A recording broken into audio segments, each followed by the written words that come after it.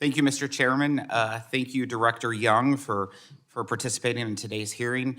As President Biden has said repeatedly, don't tell me what you value, show me your budget, and I'll tell you what you value.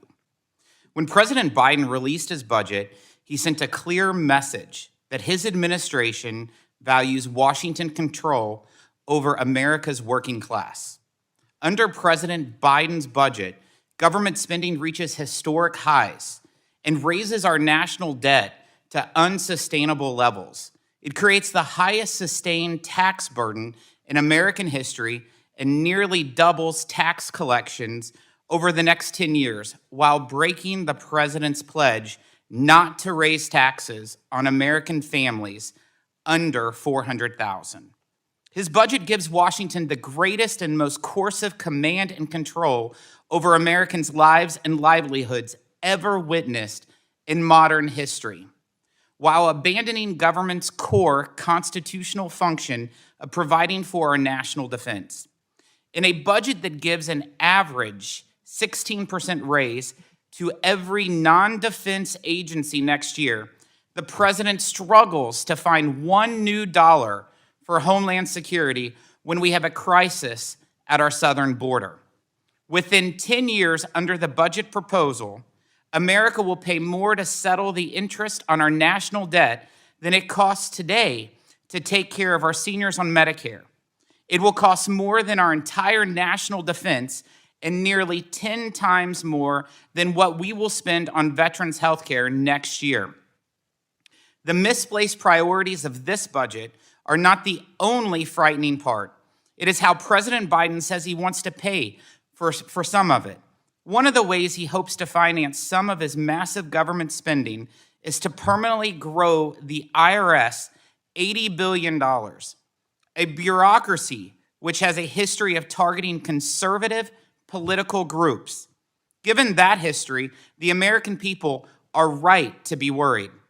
Because instead of finding new ways to grow America's economy and create opportunity, President Biden is bent on finding new ways to tax America, while countries like China outcompete us on the global stage. If we want to strengthen America, we need to start by focusing on the right economic conditions that give workers a chance to succeed, instead of settling for an agenda that the president's own budget admits will underperform. Based on the projections outlined in this budget, the president's spending and tax plan would lead to the worst economic growth of any decade since the Great Depression. What is worse, it completely ignores the real cost of government spending, the high prices Americans are facing at the pump and in the checkout lines due to rising inflation. Here are some facts that have gone underreported recently.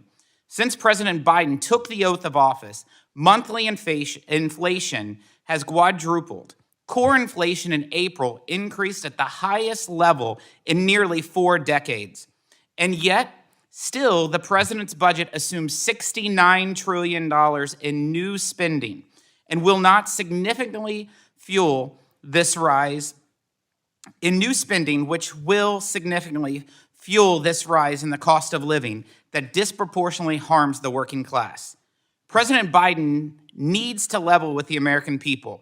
If we continue down this path, by 2031, a quarter of our GDP will be government spending, and Americans will be on the hook for a whopping $39 trillion in debt.